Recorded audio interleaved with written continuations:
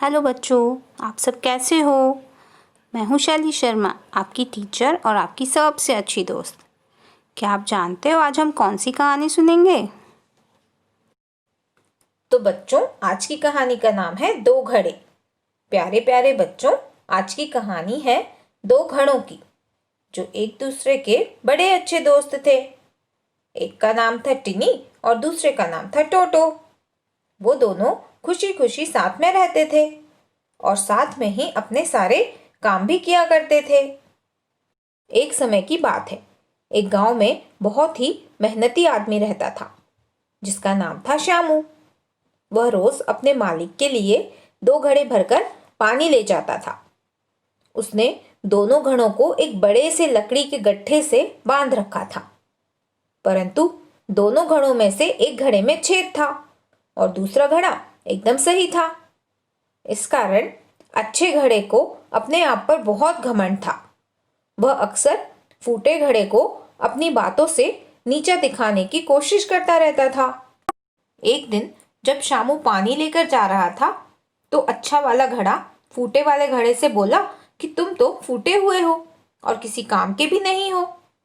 तुम अपना आधे से ज्यादा पानी रोज फैला देते हो। ऐसा कहकर टोटो हंसने लगा और टिनी का मजाक उड़ाने लगा।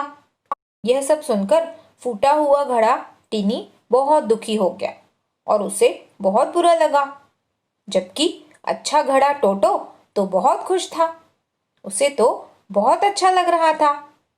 परंतु फूटा हुआ घड़ा मन ही मन सोचने लगा कि मैं तो अब किसी काम का ही नहीं हूं, मुझ में तो पानी भी नहीं भर सकते। और यह सब सुनकर फूटा घड़ा बहुत शर्मिंदा हुआ।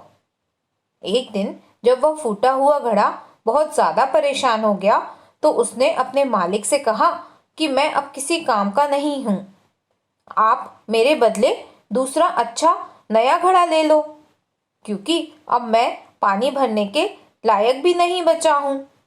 परंतु मालिक ने कहा कि तुम ऐसा क्यों कह रहे हो? तो फूटे घड़े ने बड़े दुखी मन से कहा कि मेरे अंदर जो छेद है, उससे हमेशा पानी बाहर निकलता रहता है। अब मैं किसी काम का नहीं हूं, मैं आपके ऊपर बोझ बन चुका हूं।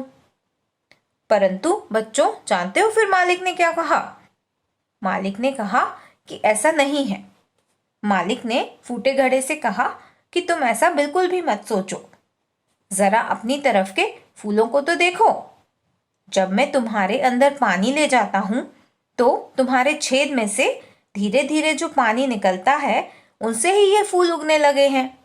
इसका मतलब इन पेड़ों में तुम ही पानी डालते हो। अगर ये फूल ना हो तो सब लोग भगवान को क्या चढ़ाएंगे? अब समझ में आया कि तुम कितने काम के हो। यह सुनकर फूटा घड़ा बहुत खुश हुआ।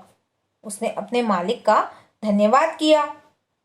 अच्छे घड़े ने भी फूटे घड़े से माफी मांगी और कहा कि दोस्त, तुम तो मुझसे भी ज्यादा काम के हो।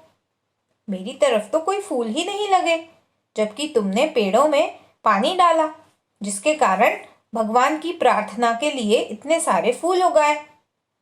फिर उन दोनों घड़ों की बातें सुनकर उनके मालिक ने कहा कि मेरे लिए अगर तुम दोनों साथ में हो तो दोनों ही उपयोगी हो।